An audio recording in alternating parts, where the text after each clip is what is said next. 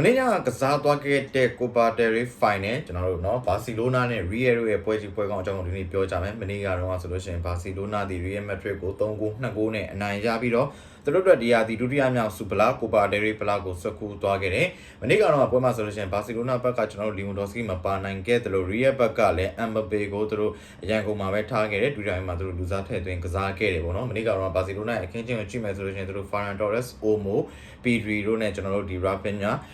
ရာမဲတို့နဲ့ပွဲထွက်လာခဲ့တာပေါ့နော်ဆိုတော့ကျန်တဲ့ကစားသမားအနေထားကတော့နှစ်သင်းလုံးစီမှာအများကြီးပြောစရာမရှိဘူးဒါပေမဲ့တခုရှိတာကြတော့ Ferland Mendy ကျွန်တော်17မိနစ်မှာနေတန်းရပြီးတော့လူစားလေးလိုက်ရတာတော့ရှိတယ်ပေါ့နော်ဆိုတော့အရင်ဆုံးဥဆောင်ကိုရခဲ့တဲ့ကလည်းကျွန်တော်တို့ဘာစီလိုနာပဲဖြစ်တဲ့ Pedri က area အပြင်ကနေလှလှပပအပြင်းကန်သွင်းပြီးတော့ဥဆောင်ကိုရယူပေးခဲ့တယ်ဒါပေမဲ့ဒုတိယပိုင်းမှာ Real တို့ချေပါကိုရောနောက်ထပ်သူတို့အတွက်ဥဆောင်ကိုပြန်ပြီးတော့သွင်းယူနိုင်ခဲ့တယ်9မိနစ်အတွင်းမှာသူတို့ဒီနှစ်ကိုပြန်သွင်းနိုင်ခဲ့တာပွဲချိန်ကလည်းမိနစ်80နောက်ပိုင်းဖြစ်နေပြီမိနစ်90မှာကျွန်တော်တို့ Mbappe free kick ကနေချေပါကိုသွင်းတယ်89မိနစ်မှာကျွန်တော်တို့ဒီချူအမန်နီပေါ့နော်တောင်းကံမောလေးကောင်းတိုက်ပြီးကိုသွင်းသွားခဲ့တယ်ဆိုတော့ဒီလိုမျိုး89မိနစ်ထိဥဆောင်ထားပြီးကမှ Real တို့ကပြန်ပြီးတော့ချေပါကိုပေးလိုက်ရတယ်ပေါ့နော်မနေ့ကတော့ Real နောက်တောင်ပြီးတော့အခါမှာကိုသမား Cortez ရောကတော်တော်လေးကိုပြင်းပြအောင် average ရောက်နေတဲ့ပုံစံတွေကိုသူတို့ပြသခဲ့လို့ကျွန်တော်တို့ပြောရမယ်ဒီချီပါကိုကျွန်တော်တို့ရာမဲဖန်တီးပေးလိုက်တာကိုကျွန်တော်တို့ဒီ Ferran Torres က Cortez ကိုပါကြော်ပြီးတော့သူတွင်းသွားခဲ့တယ်ဒုတိယအချိန်ပိုရောက်တဲ့အချိန်မှာတော့ကျွန်တော်တို့ Conte က area အပြင်ကနေအပြင်းကန်ချက်နဲ့အတူ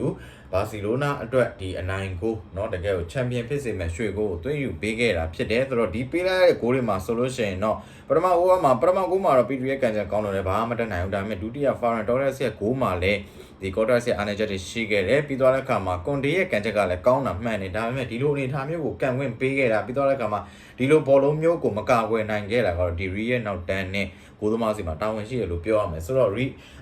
Real အနေနဲ့သူတို့ဒီfinal ပွဲနှစ်ပွဲကစားပြီးသွားပြီစပိန်စူပါဖလားမှာလည်းသူတို့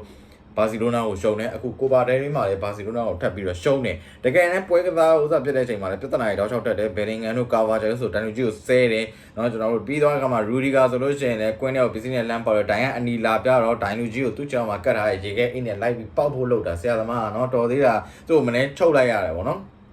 ဒီတယောက်နဲ့တော့မရအောင်အုတ်လိုက်ကြီးဝိုင်းချုပ်ပေးရမလို့ဖြစ်နေတယ်ဆိုတော့မနေ့ကပွဲရ Real အတွက်လည်းတော်တော်လေးကိုခက်ခဲကြမ်းတမ်းခဲ့တော်တော်လေးကို emotional များတဲ့ပွဲတစ်ပွဲဖြစ်ခဲ့တယ်ပေါ့နော်ဆိုတော့ကောင်းပါကျွန်တော်ဒီတော့ဒီလောက်နဲ့ပဲရန်နာချင်ပါတယ်မနက်ဖြန်မှာတော့ကျွန်တော်ဒီညကစားမဲ့ပွဲတွေကစိတ်ဝင်စားဖို့ကောင်းတဲ့ပွဲပြီး30ချက်တွေနဲ့ကျွန်တော်ပြန်လာခဲ့ပါမယ်အားလုံးကိုကျေးဇူးတင်ပါတယ်